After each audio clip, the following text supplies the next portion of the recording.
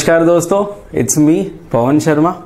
आज से मैं आपको साइंस पढ़ाऊंगा। साइंस के बारे में थोड़ा सा कुछ बेसिक चीजें बता देता हूं। कौन सी वैकेंसी है, किस लेवल तक पूछा जाता है, किस पार्ट पे ज्यादा जोर दिया जाता है। ठीक है, तो फोकस करते हैं हम हमारे काम की चीजों पर। इधर देखिए अभी जो मोस्टली आप देख रहे हो, जैसे किसका चल रहा है अभी, एनटीपीसी का। ठीक है, उससे पहले किसका आया था, लोगो का आया था, और उससे पहले किसका आया था, जीडी का आया था। किसका आया था, जीडी का आया था। तो साइंस तो आती है ही इनमें, साइंस तो आती है इनमें, लेकिन साइंस में भी एक पार्ट नहीं होते। कितने पार्ट होते हैं, 3 पार्ट होते हैं। पहला पार्ट कौन सा निकल कर आता है, बायोलॉजी। कौन सा आता है, बायोलॉजी। बायोलॉजी के 2 पार्ट होते हैं। बायोलॉजी के भी कितने पार्ट होते हैं, 2 पार्ट होते हैं। एक तो कौन सा, जूलॉजी, और एक कौन सा, बॉटनी। सेकंड पार्ट जो निकल कर आता है वो कौन सा आता है, केमिस्ट्री। कौन सा आता है, केमिस्ट्री। और थर्ड जो पार्ट निकल कर आता है वो कौन सा आता है, फिजिक्स। ठीक है, अब सबसे ज्यादा जो फोकस किया जाता है वो किस पे किया जाता है, फिजिक्स पे किया जाता है। एग्जाम आप उठा के देख लीजिएगा, इसका देख लीजिएगा, इसका देख लीजिएगा, और ये सबसे ज्यादा जो कवर दिया जाएगा, सबसे ज्यादा जो वेट दिया जाएगा वो किस पे दिया जाएगा। इसका मतलब ये नहीं कि मैं आपको नहीं पढ़ाऊंगा, ये भी पढ़ाऊंगा, लेकिन सबसे ज्यादा हम फोकस किस पे करेंगे, इस पे, क्योंकि इसमें आपके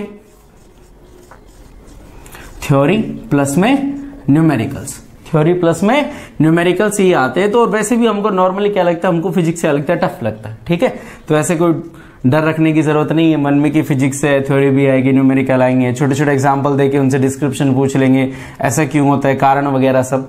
तो ऐसा कुछ हिचक करने की जरूरत नहीं है। हमारा सबसे ज्यादा फोकस इस पर रहेगा। मैं स्टार्टिंग भी आपकी किससे करूंगा, फिजिक्स से करूंगा। ठीक है, तो शब्द परिचय के साथ हम शुरू करते हैं हमारी साइंस। देखिए इधर पहली बात तो हम स्कूल से ये पढ़ते आ रहे हैं कि विज्ञान में जितने भी शब्द हैं, विज्ञान में जितने भी शब्द हैं सारे कौन सी भाषा से आते हैं, ग्रीक भाषा से। कौन सी भाषा से आते हैं, ग्रीक भाषा से। अब ग्रीक भाषा का मतलब क्या हुआ, कहां बोली जाती थी, तो ग्रीक भाषा का मतलब वो कहां बोली जाती थी, पहले यूनान में। मतलब यूनान में बोली जाने वाली भाषा को क्या बोल दिया, ग्रीक भाषा। ठीक है, अब किसी और भाषा से क्यों नहीं आए, ग्रीक से ही क्यों आए, कोई तो कारण रहा होगा। तो उसका कारण क्या है, उसका कारण ये है कि ग्रीक भाषा में एक शब्द का एक ही अर्थ होता था, इसलिए सारे शब्द कहां से आए, ग्रीक भाषा से आए। ठीक है, अब इधर देखो, पहले जो विज्ञान पढ़ी जाती थी, पहले जो विज्ञान पढ़ी जाती थी वो किस नाम से पढ़ी जाती थी, प्रकृति विज्ञान। अब इस प्रकृति विज्ञान के भी 2 पार्ट कर दिए। एक तो कौन सा, सजीव, और एक कौन सा, निर्जीव। स का मतलब साथ में, जीव का मतलब जान, जिसमें जान है। तो इस वाले पार्ट से हमारे लिए कौन सी चीज निकल कर आई, बायोलॉजी। कौन सी आई, बायोलॉजी। निर का मतलब अलग, जीव का मतलब जान, जिस जो जान से अलग है, जिसमें जान ही नहीं है। यहां से क्या निकल कर आया हमारा, फिजिक्स, और यहीं से ही क्या निकल कर आई हमारी केमिस्ट्री। क्या आई, केमिस्ट्री। अब बायोलॉजी देखो, बायोलॉजी को क्या बोलते हैं, जीव विज्ञान। क्या बोलते हैं, जीव विज्ञान। फिजिक्स को क्या बोलते हैं, फिजिक्स को बोलते हैं भौतिक विज्ञान। क्या बोलते हैं, भौतिक विज्ञान। जहां भी आपके सामने भौतिक शब्द आ जाए, जहां भी आपके सामने भौतिक शब्द आ जाए, समझ लेना उसमें जान नहीं है, वो मरा हुआ है। वो क्या है, मरा हुआ है। केमिस्ट्री, केमिस्ट्री का मतलब क्या होता है, रसायन विज्ञान। रसायन विज्ञान। ठीक है, ये तो मेन चीजें हुई। बायोलॉजी हुआ, फिजिक्स हुआ, केमिस्ट्री हुआ, ये साइंस शब्द हो गया। ठीक है, कि प्रकृति विज्ञान, विज्ञान कहां से, सजीव, निर्जीव, वो सब। अब थोड़ा सा और शब्दों को देखते हैं। शब्द परिचय दिखाता हूं मैं आपको, थोड़ा सा इधर देखिए। साइंस वर्ड कहां से आया, साइंस वर्ड आया है स्केयर से, और कहां से आया है, सेंटिया से। कहां से आया है, सेंटिया से। ठीक है, स्केयर को अब आप इंग्लिश में तोड़िए तो इसको बोलते हैं टू नो। सेंटिया को इंग्लिश में तोड़िए तो निकल कर आता है नॉलेज। क्या निकल कर आता है, नॉलेज। ठीक है, टू नो का मतलब क्या होता है, जानना। नॉलेज का मतलब क्या होता है? ज्ञान। क्या होता है? ज्ञान। तो ये किस शब्द की उत्पत्ति हुई? साइंस शब्द की हुई। किसकी हुई? साइंस शब्द की उत्पत्ति हुई। अब और आगे चलते हैं थोड़ा सा। अब हम देखते हैं कि ये बायोलॉजी शब्द कहां से आया। इस बायोलॉजी शब्द को भी तोड़ लेते हैं। ये बायोलॉजी शब्द आया है बायोस, और कहां से आया है? लॉजोस। वैसे आप लॉजी लगा सकते हो, लेकिन मोस्टली किताबों में आपको पढ़ने को क्या मिलेगा? लॉजोस पढ़ने को मिलेगा। तो बायोस को भी मैं इंग्लिश में तोड़ देता हूं, तो क्या निकल कर आ जाएगा? लिविंग। क्या आएगा? लिविंग। लॉजोस को मैं इंग्लिश में तोड़ता हूं तो क्या वर्ड निकल कर आएगा? स्टडी। लिविंग का मैं सीधा ले लेता हूं जीव या सजीव, कुछ भी आप ले सकते हो, ठीक है। और स्टडी का क्या आएगा? अध्ययन। क्या आएगा? अध्ययन। विज्ञान की वह शाखा जिसमें सजीव का या जीव का अध्ययन किया जाता है, वही क्या कहलाती है? जीव विज्ञान। वही क्या कहलाती है? जीव विज्ञान। यहां से आया है बायोलॉजी। बैठ गए समझ में? आगे चले। बायोलॉजी के भी टुकड़े करते हैं। किसके टुकड़े करते हैं? बायोलॉजी के। तो जब हम 10th क्लास पास करके आते हैं, तो हमारे सामने जब बायोलॉजी आती है, तो बायोलॉजी में 2 किताबें आती है। कितनी किताबें आती है? 2 किताबें। एक कौन सी हो जाती है आपकी? जूलॉजी। और दूसरी कौन सी हो जाती है? बॉटनी। कौन सी? बॉटनी। अब इस शब्द को देखते हैं, जूलॉजी शब्द कहां से आया है? देखो इधर, जूलॉजी। जूलॉजी शब्द को देखो। जूलॉजी शब्द बना है जून, और किससे बना है? लॉजी से। जून को इंग्लिश में तोड़िए। जून को इंग्लिश में तोड़िए, क्या वर्ड निकल कर आता है? एनिमल। लॉजी को हम इंग्लिश में तोड़ते हैं तो क्या निकल कर आता है? स्टडी। एनिमल को हम हिंदी में तोड़ते हैं तो क्या निकल कर आता है? जंतु। स्टडी को हम हिंदी में करते हैं तो क्या निकल कर आएगा? अध्ययन। विज्ञान की वह शाखा जिसमें जंतुओं का अध्ययन किया जाता है, वही कहलाती है जूलॉजी। और उसी के सामने हम क्या लिख देते हैं? जंतु विज्ञान। क्या लिख देते हैं? जंतु विज्ञान। ये कौन सा शब्द हुआ? जूलॉजी हुई। कौन सा हुआ? जूलॉजी हुई। अब आगे देखते हैं। एक हमने पढ़ लिया ना, जूलॉजी हो गया। और ये दोनों कहां से निकल कर आए? अभी हमने देखा बायोलॉजी से। कहां से आए? बायोलॉजी से। तो अब इसको हटा देते हैं। अब क्या बचा हमारा? बॉटनी। क्या बचा? बॉटनी। देखो इधर,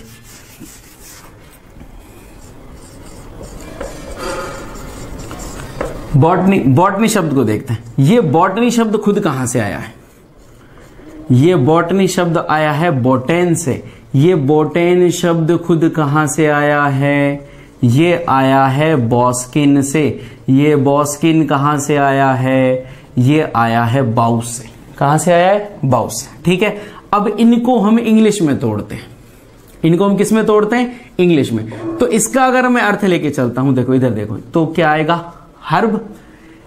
इसको अगर मैं लेके चलूं तो टू ग्रेज, और इसको अगर मैं लेके चलूं तो कैटल। क्या आता है? कैटल। अब इसको किस में करेंगे कन्वर्ट? हिंदी में। हर्ब का मतलब क्या होता है? शाक। क्या होता है? शाक। टू ग्रेज का मतलब क्या होता है? चरना। कैटल का मतलब क्या होता है? मवेशी। क्या होता है? मवेशी। मवेशी जिसको चरते हैं वो होती है शाक, और शाक का अध्ययन किया जाता है। शाक का अध्ययन किया जाता है वनस्पति विज्ञान में। किसमें किया जाता है? वनस्पति विज्ञान में। तो ये किस शब्द की उत्पत्ति हुई? बॉटनी की हुई। किसकी हुई? बॉटनी की हुई। अब फिजिक्स वर्ड देखते हैं। फिजिक्स वर्ड कहां से आया है?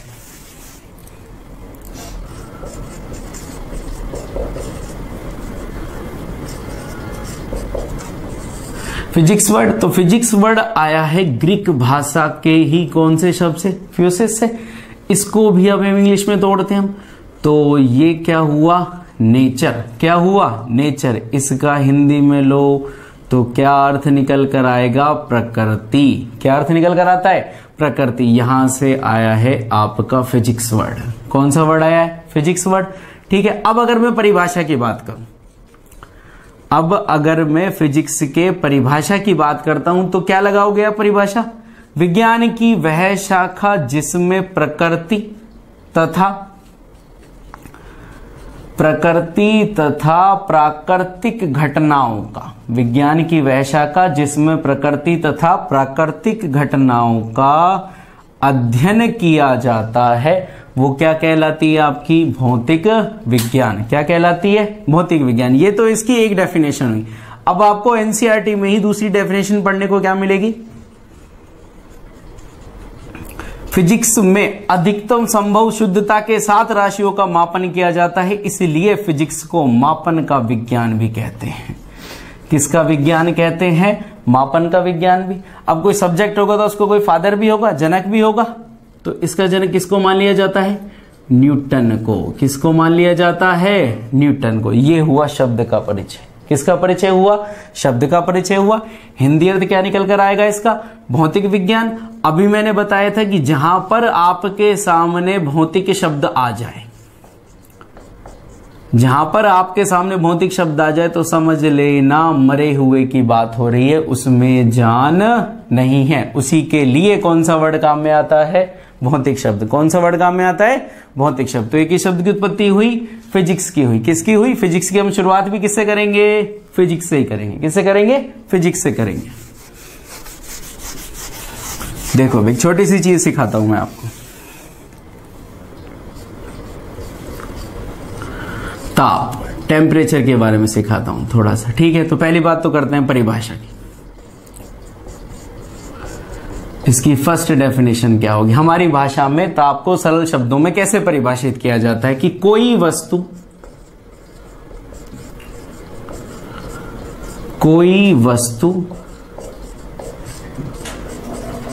कितनी गर्म है या कितनी ठंडी है। कोई वस्तु कितनी गर्म है या कितनी ठंडी है, इसका मापन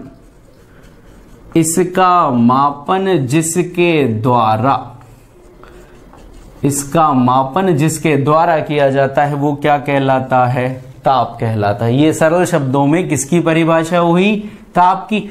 अब दूसरी डेफिनेशन देख लेते हैं इसकी, जो आपको किताबों में मिलेगी, ठीक है? सेकंड डेफिनेशन देखो अब ताप की, तो क्या होती है? किसी पदार्थ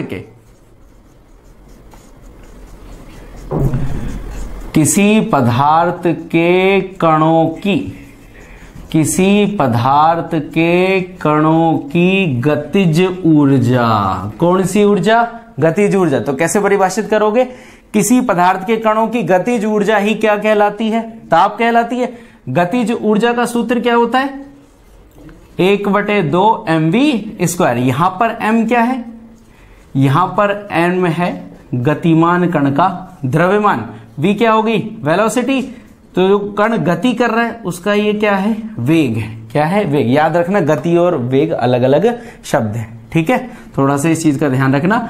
जैसे भार और द्रव्यमान अलग अलग होते हैं, वैसे गति अलग है, वेग अलग है। वो स्पीड हो गया, ये क्या हो गई? वेलोसिटी।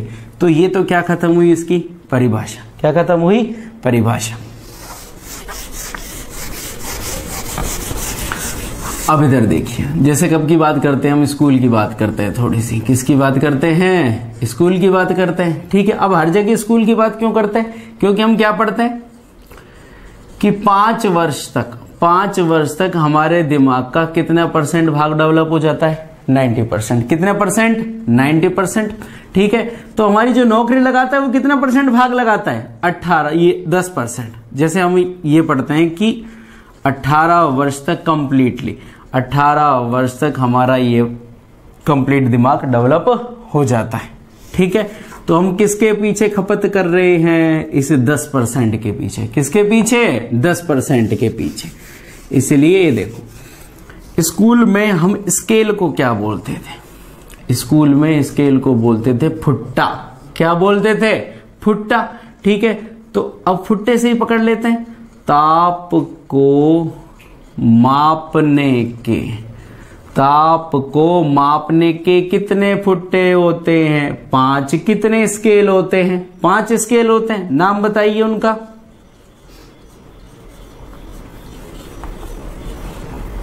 पहला कौन सा आता है? सेल्सियस। पहला कौन सा आता है? सेल्सियस। दूसरा कौन सा आता है?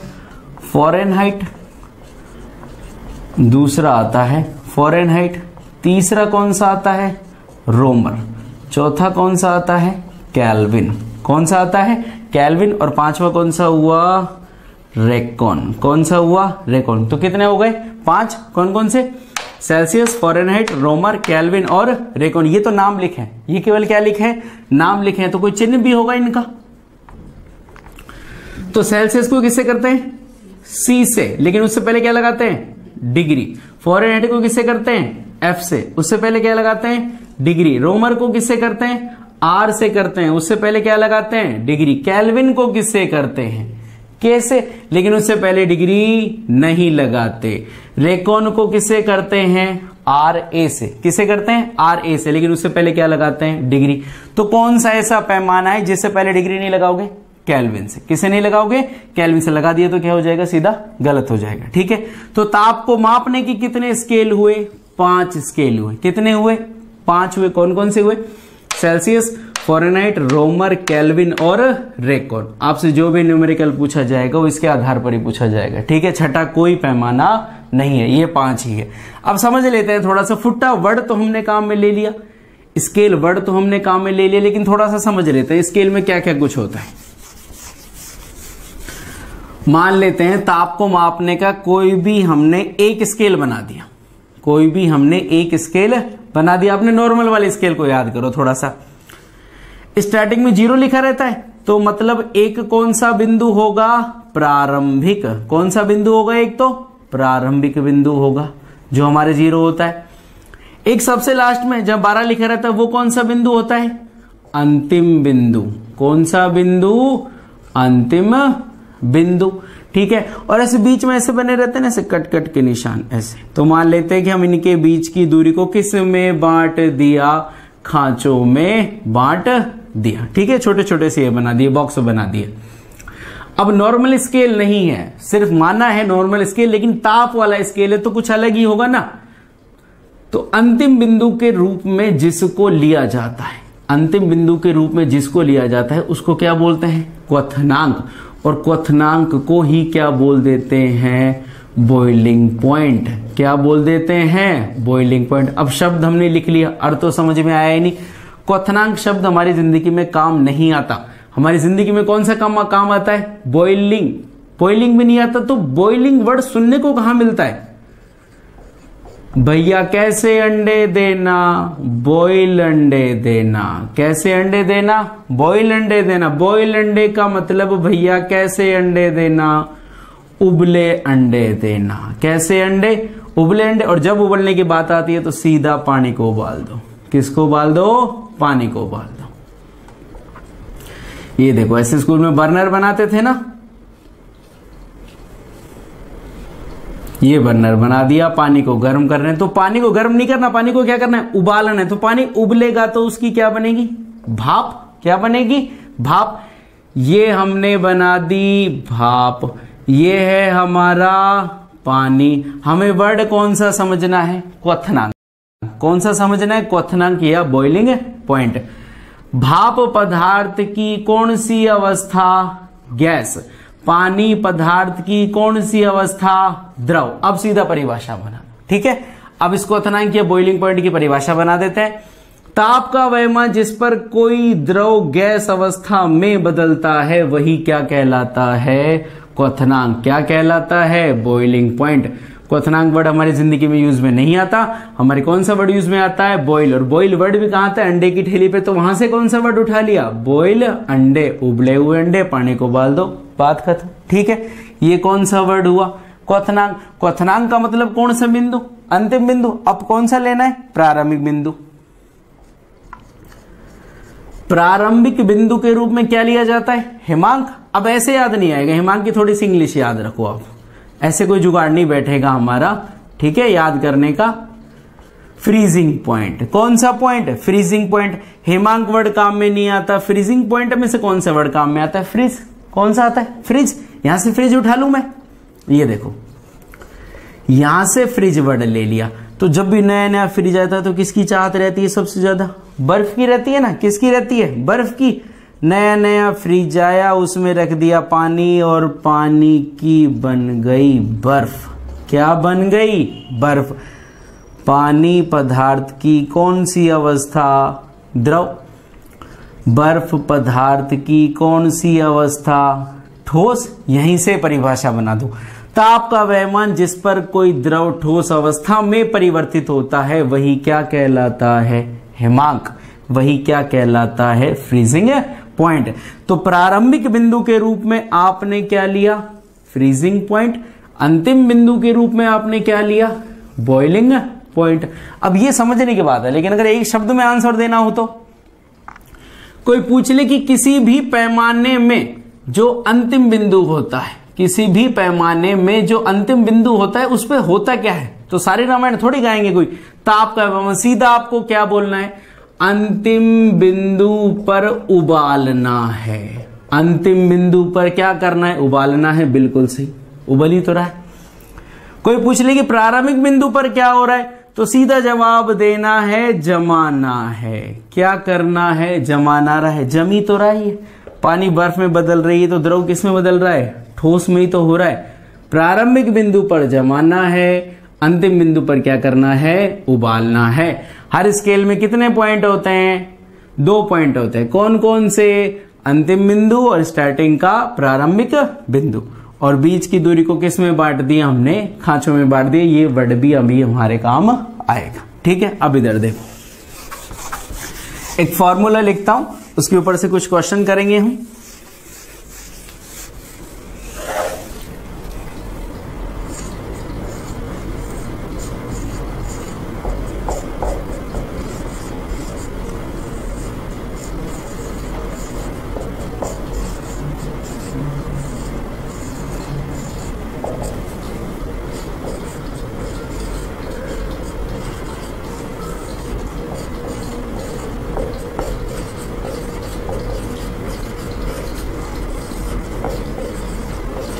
ठीक है, ये ताप को बदलने का सूत्र है। किसका सूत्र है? ताप को बदलने का सूत्र है। ताप पे जब भी आपका न्यूमेरिकल आएगा आपको ये चीज काम में आएगी। अब इसमें है क्या क्या, आपको ढूंढना क्या क्या है? कई चीजें ढूंढनी है, जैसे पैमाने का, ये जो भी आप स्केल काम में ले रहे हो उसका आपको क्या ढूंढना है? चिन्ह ढूंढना है। जो भी पैमाने, 5 पैमाने आपके सामने लिखे हो, हर पैमाने का आपको इसी में से कौन सा बिंदु निकालना है? अंतिम बिंदु निकालना है। और हर पैमाने का कौन सा बिंदु निकालना है? प्रारंभिक बिंदु निकालना है। और क्या निकालना है? खांचों की, या बीच में जो स्पेस है ना उसकी संख्या, खानों की संख्या। ठीक है, कुछ भी बोल सकते हो, कोई सा वर्ड काम में ले सकते हो। तो अब ढूंढना शुरू करते हैं। इन चारों चीजों को इस फॉर्मूले में से ढूंढना शुरू करते हैं। ठीक है, पहले एक नॉर्मल स्केल बना लेते हैं समझने के लिए, छोटा सा। तो हमको क्या क्या ढूंढना है? अंतिम बिंदु ढूंढना है। ठीक है, और हमको क्या ढूंढना है? प्रारंभिक बिंदु ढूंढना है। और ये खांचों की या खानों की संख्या, खानों की संख्या। अब ध्यान से देखो, इस फॉर्मूले की बात कर रहा हूं, केवल में ये जो मैंने लिखा हुआ है इसमें क्या क्या ढूंढना है। ठीक है, चिन्ह, चिन्ह लिखा हुआ है, ये सेल्सियस है। ठीक है, प्रारंभिक बिंदु ये हो गया, चिन्ह ढूंढ लिया। प्रारंभिक बिंदु, प्रारंभिक बिंदु हमेशा ऊपर लिखा रहेगा, तो याद रखना ये सेल्सियस पैमाने का प्रारंभिक बिंदु। खानों की, खांचों की संख्या तो वो कहां लिखी रहती है? हमेशा नीचे लिखी रहती है। कहां लिखी रहती है? नीचे लिखी रहती है। ये हो गया, लेकिन ये नहीं मिला। 3 चीजें हैं, 3 तो हो गई, अब ये चौथा कहां से निकाला जाए? तो अगर आपसे कोई पूछ ले कि अंतिम बिंदु कैसे निकालोगे, तो आपको क्या करना है? प्रारंभिक बिंदु में क्या जोड़ देना है? जितने भी ये खाने हैं ये जोड़ दो, तो प्रारंभिक बिंदु प्लस खानों की संख्या क्या निकल कर आ जाएगा? अंतिम बिंदु। सेम चीज यहां अप्लाई करो, प्रारंभिक बिंदु प्लस खानों की संख्या, तो सेल्सियस का अंतिम बिंदु क्या आ जाएगा? 100। क्या आ जाएगा? 100। अब इसमें ढूंढते हैं फ़ारेनहाइट का चिन्ह, तो ये रहा, ये चिन्ह आ गया। प्रारंभिक बिंदु ऊपर लिखा रहता है, मतलब फ़ारेनहाइट कहां से स्टार्ट होगा? 32 डिग्री से स्टार्ट होगा। ठीक है, खानों की संख्या, ये नीचे खानों की संख्या लिखी हुई, लेकिन ये तो अब भी नहीं मिला। तो फ़ारेनहाइट में भी कैसे निकालेंगे? प्रारंभिक बिंदु प्लस खानों की संख्या, प्रारंभिक बिंदु प्लस खानों की संख्या, तो फ़ारेनहाइट का अंतिम बिंदु क्या आ जाएगा? 212। क्या आ जाएगा? 212। इसमें देखते हैं हम ये रोमर का क्या हुआ, चिन्ह। ये कौन सा बिंदु हुआ, प्रारंभिक बिंदु। ये किसकी संख्या हुई, खानों की संख्या। तो अंतिम बिंदु कैसे निकालोगे, प्रारंभिक बिंदु प्लस खानों की संख्या 80। तो रोमर का अंतिम बिंदु 80। ये केल्विन का चिन्ह हुआ, ये केल्विन का प्रारंभिक बिंदु हुआ और ये केल्विन में खानों की संख्या हुई। वही जोड़ दो, प्रारंभिक बिंदु प्लस खानों की संख्या, प्रारंभिक बिंदु प्लस खानों की संख्या, तो निकल कर आएगा अंतिम बिंदु। तो केल्विन का अंतिम बिंदु कितना आएगा, 373। ये रेकॉन का चिन्ह हुआ, ये रेकॉन का प्रारंभिक बिंदु हुआ, ये रेकॉन पैमाने में खानों की संख्या हुई। तो रेकॉन पैमाने का अंतिम बिंदु क्या होगा, दोनों को जोड़ दो तो क्या आएगा, 672। क्या आएगा, 672। ठीक है, ये तो कुछ शब्द परिचय थे। अब इधर देखो, क्वेश्चन करते हैं कैसे आपको टेम्परेचर चेंज करना है। जैसे हमको क्वेश्चन दे दिया 50 डिग्री सेल्सियस को, 50 डिग्री सेल्सियस को रोमर में बदलिए। पहली बात तो याद रखिए कि वहां शब्द नहीं लिखा आएगा। ठीक है, वहां शब्द नहीं लिखा आएगा, वहां केवल सीधा चिन्ह लिखा आएगा। रोमर में बदलिए, रोमर में, तो चिन्ह जरूर रखना अपने दिमाग में आप। अब ये देखो, हमेशा क्वेश्चन में 2 पैमाने दिए जाएंगे। यहां भी 2 पैमाने दिए हुए, सेल्सियस दिया हुआ है, रोमर दिया हुआ है। किस में मान पूछा है, रोमर में पूछा है। किस में पूछा है, रोमर में पूछा है। तो जिसमें भी पूछा जाए उसका फॉर्मूला उठाओ और बाईं तरफ लिख दो। उसका फॉर्मूला उठा के कहां लिख देना है, बाईं तरफ। किस में दिया हुआ है, सेल्सियस में दिया हुआ है, उसका फॉर्मूला उठा के दाईं तरफ लिख दो। ठीक है, सबसे पहले काम ये करना है, जिसमें पूछा है, रोमर में पूछा है ना, तो रोमर का फॉर्मूला उठाओ बाईं तरफ। जिसमें दिया हुआ है उसका फॉर्मूला उठाओ और दाईं तरफ। अब इसको सॉल्व करो आप। अब सी की जगह क्या लिखूं, सी की जगह वो लिखो जो उसके सामने दिया हुआ है। क्या लिख दूं, और ये 100। ठीक है, ये आ गया 1/2। आर को बिल्कुल अकेला छोड़ दो, क्योंकि वैल्यू किसमें निकालनी है, आर में ही तो निकालनी है। आर को जब अकेला छोड़ेंगे तो अस्सी जो है यहाँ बटे में, वहां जाके पक्षांतरण जाके गुणा में हो जाएगा ना। तो 1/2 80 और आंसर आपका आ जाएगा 40 डिग्री। क्या आ जाएगा, 40 डिग्री। तो 50 डिग्री सेल्सियस को रोमर में जब हम बदलेंगे तो आंसर कितना आएगा, 40 डिग्री। मतलब सेल्सियस में 50 डिग्री और रोमर में 40 डिग्री क्या है, बराबर। क्या है, बराबर। ऐसे आपको क्या करना है, टेम्परेचर चेंज करना है। एक क्वेश्चन और देख लीजिएगा।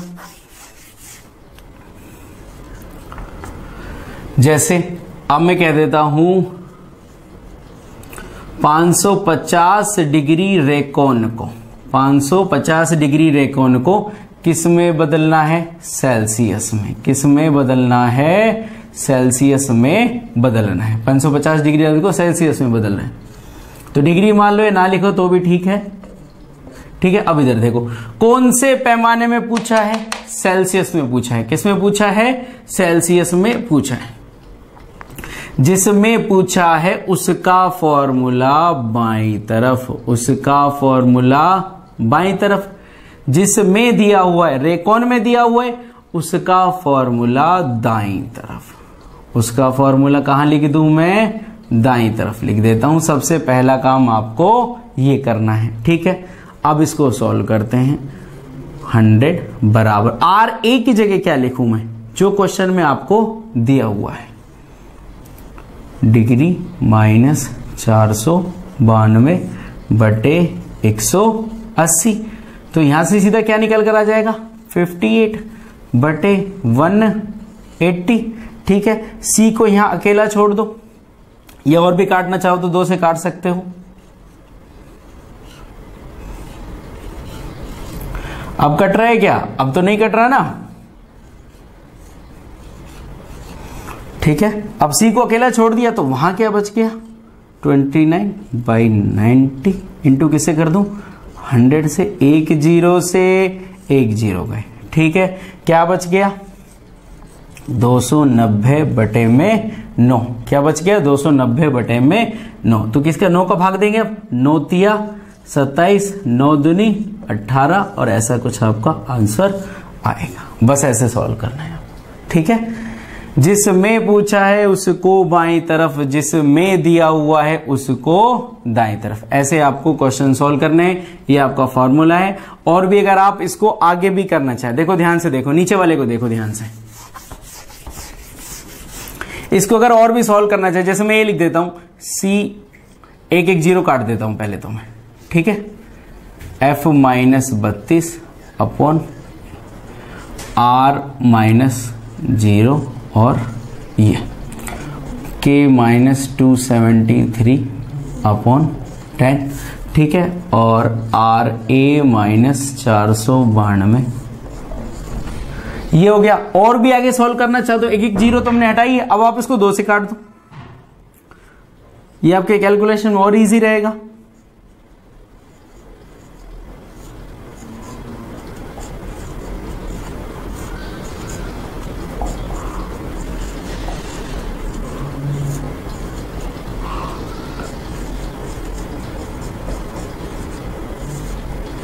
तो इसको आप ऐसे कर सकते हो, ये वाला रूप भी सही है, ये भी सही है, ये भी सही है, कैलकुलेशन आपका वही आएगा, रिजल्ट आपका वही आएगा, आंसर आपका वही आएगा। कोई सा भी तरीका आप काम में ले सकते हो, ठीक है। ऐसे हम क्या करेंगे, टेम्परेचर चेंज करेंगे।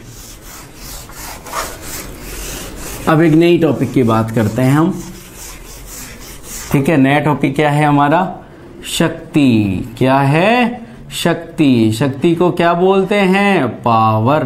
क्या बोलते हैं, पावर। नया टॉपिक क्या है हमारा, शक्ति। शक्ति को बोलते हैं पावर। अब निकालेंगे इसकी पहले हम परिभाषा। क्या करेंगे, परिभाषा। तो परिभाषा क्या है, किसी वस्तु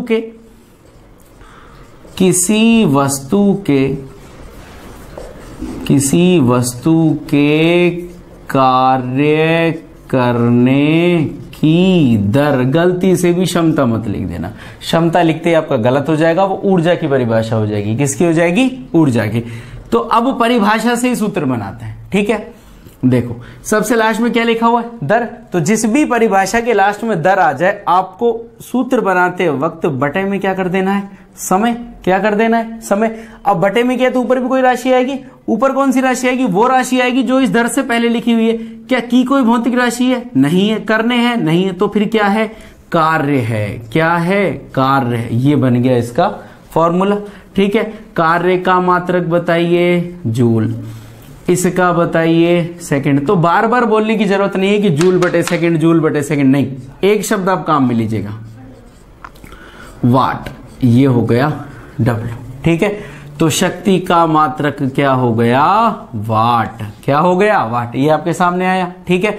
एक मात्रक और होता है इसका, हॉर्स पावर। क्या होता है, हॉर्स पावर। हॉर्स पावर का मतलब अश्व, और पावर का मतलब हो गया शक्ति। तो एक हॉर्स पावर बराबर 746 वाट।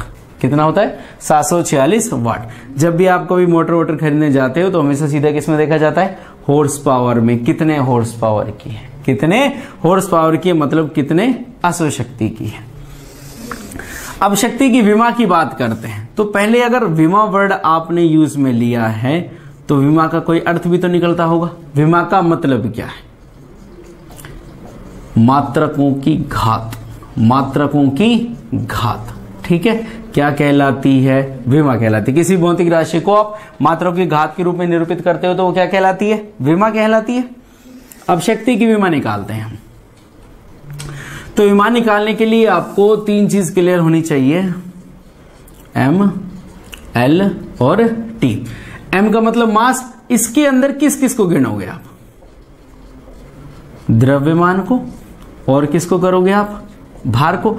एल का मतलब लेंथ, तो वो किस किस के अंदर आएगी, दूरी को, और किसके अंदर आएगी, विस्थापन में। किसमें आएगी, विस्थापन में।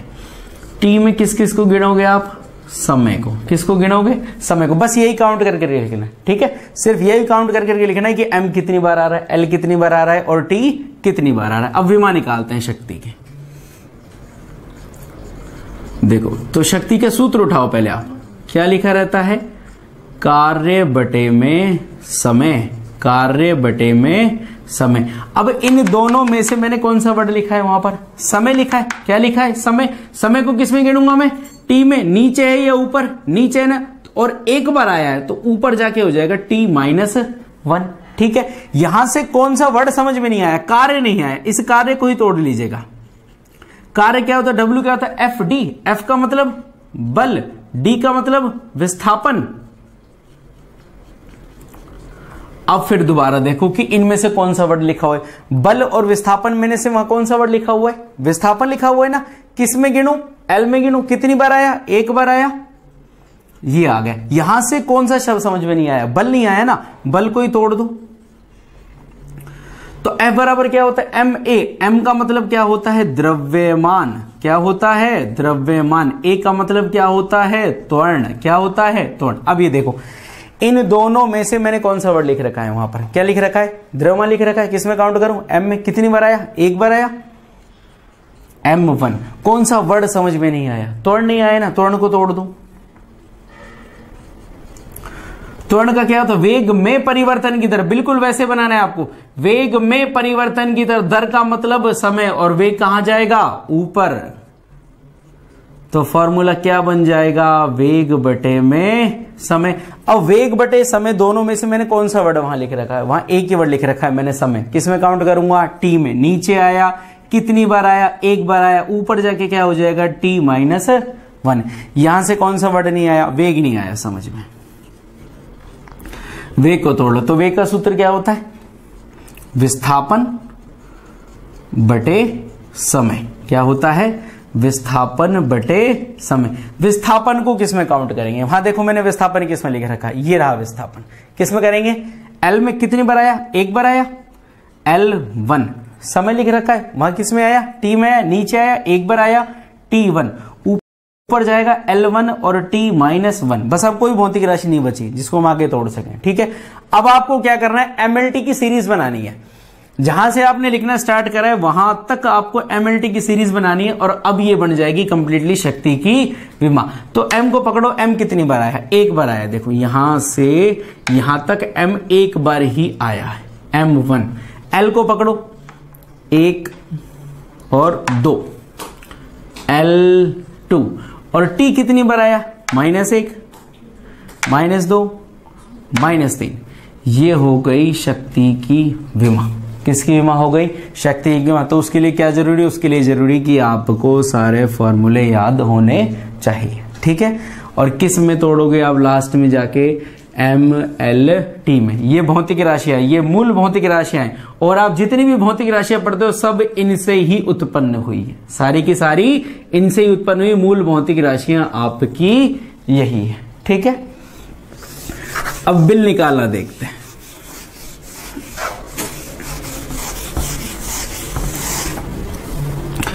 तो जब भी बिल की बात आती है, जब भी बिल की बात आती है, दो चीजें जरूरी होती हैं, एक तो यूनिट और एक रेट। तो रेट निकालने की भी जरूरत नहीं, एग्जाम में कुछ ऐसा आएगा नहीं, आपको पहले से रेट दी जाएगी, आपको मेहनत नहीं करनी इसके ऊपर। यूनिट कभी सीधा लिखा हुआ नहीं आएगा, यूनिट दूसरी फॉर्म में छुपा हुआ आएगा आपके सामने, KWH। अब इन शब्दों को तोड़ दो थोड़ा सा, K का मतलब किलो, इसका मतलब वाट, और इसका मतलब घंटा। ठीक है, अब इधर देखो और सॉल्व करते हैं इस शब्द को, थोड़ा सा और आगे लेके चलते हैं हम, कि इसी शब्द को थोड़ा सा तोड़ लें। तो किलो की जगह क्या लिख दूं, 10⁻3, गुणा क्या कर दूं, वाट, और 1 घंटे को सेकंडों में परिवर्तित करेंगे तो कितनी सेकंड आएगी, 3600 सेकंड। कितनी सेकंड, 3600 सेकंड। अब इनको एक तरफ लिया हुआ, देखो 2 0 यहां, 3 यहां, तो क्या हो गई 10⁵। अब गुणा में क्या आ गया आपका, वाट गुणा में सेकंड। अब वाट गुणा सेकंड को किसी और फॉर्म में भी लिख सकते हैं कि अभी हमने जो शक्ति की परिभाषा लिखी थी, शक्ति का सूत्र क्या लिखा था, कार्य बटे में समय।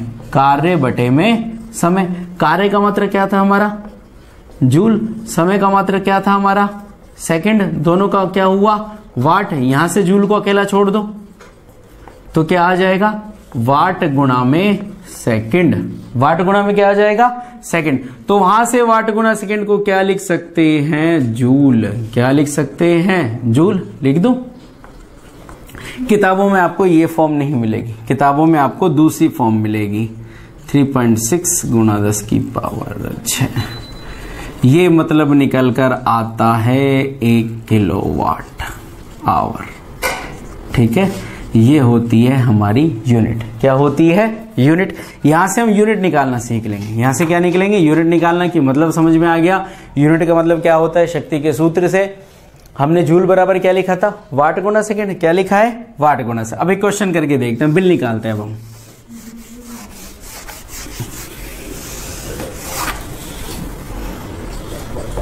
तो जब भी आपसे क्वेश्चन करवाएगा आपको पहले वो वोल्ट दे देगा। क्या दे देगा? वोल्ट दे देगा, विभवांतर दे देगा। कितना अप्लाई कराए? तो मान लेते हैं कितना अप्लाई कराए? 1000 वोल्ट। किसी भी युक्ति पर हमने कितना अप्लाई कराए? 1000 वोल्ट। अब हमको उसने धारा दे दी। धारा कितनी दे दी उसने? 5 एम्पियर। एक यूनिट का कितना लेगा वो हमसे मान लेते हैं 10 रुपए। तो कोई भी युक्ति जो आप यूज कर रहे हो कोई टाइम ड्यूरेशन तो होगा ना। तो मान लेते हैं कोई भी बल्ब, इन्वर्टर, फ्रिज कुछ भी हुआ 10 घंटे यूज में लिया है और आपने कितने दिन यूज में लिया है? 10 दिन। अब सामने वाला आपसे क्या पूछेगा? बिल पूछेगा। क्या पूछेगा? बिल पूछेगा। बिल बताइए कितना बिल निकल गया। तो इसके 2 तरीके हैं। देखो, पहला शॉर्ट तरीका जो आप एग्जाम में काम में लोगे, बहुत शॉर्ट तरीका है ये। जो जो दिया हुआ है सबको गुणा करो और 1000 का भाग दो। 1, फिर क्या दिया हुआ है? 5, फिर क्या दिया हुआ है? 10, फिर क्या दिया हुआ है? 10 और फिर क्या दिया हुआ है? 10। सबको क्या करो? गुणा करो। कितने का भाग दो? 1000 का। तो कितना आ जाएगा आंसर? 1, 2, 3 और ये आ गया 5000। क्या आ गया? 5000। ये शॉर्ट तरीका है। ये क्या है? शॉर्ट तरीका है। ठीक है, अब हम दूसरा तरीका काम में लेते हैं। इस वाले तरीके को आप जरूर करेंगे, इससे आपका थोड़ा सा दिमाग खुल जाएगा। तो बिल बराबर यूनिट गुणा में रेट। यूनिट गुणा में रेट। रेट निकालने की आवश्यकता नहीं है, पहले से आपको मिल जाएगी। यूनिट को क्या बोलते हैं? KWH। केवल इन 3 शब्दों को निकालना है आपको। अब देखो, H का मतलब आवर्स होता है, तो क्या टाइम निकालने की आवश्यकता है? नहीं है। इसको भी निकालने की आवश्यकता नहीं है, केवल आपको ये 2 शब्द निकालने हैं, किलोवाट निकालने हैं। देखो अब ध्यान से इनको थोड़ा सा लिख लेते हैं हम। Kilowatt. ठीक है, ये शब्द निकालने की जरूरत नहीं है, ये 2 वर्ड निकालने, जिनमें से पहले वाट निकालो। तो वाट किसका मात्रक होता है? शक्ति का, पावर का। तो इसका फॉर्मूला क्या होता है? V गुणा में I। क्या होता है? V गुणा में I। V का मतलब, V का मान कितना हुआ? 1000। I का मान में कितना लिख दूं? 5। तो ये आ गया 5000 और आप क्या लिखोगे? वाट। क्या लिखोगे? वाट। अब ध्यान से देखो, 3 शब्दों की आवश्यकता थी। H नहीं निकालना, KW निकालना था, एक वर्ड निकाल लिया W। सिर्फ क्या निकालना है? K। तो वाट को ही किस में कर देंगे? किलोवाट में। किस में कर देंगे? किलोवाट में।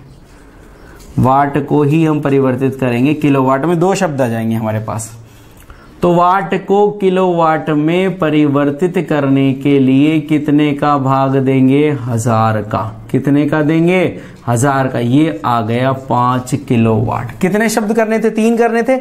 आवर्स यहां से आ जाएगा, किलोवाट यहां से आएगा। अब आवर्स काउंट कर लो, टोटल कितने हुए?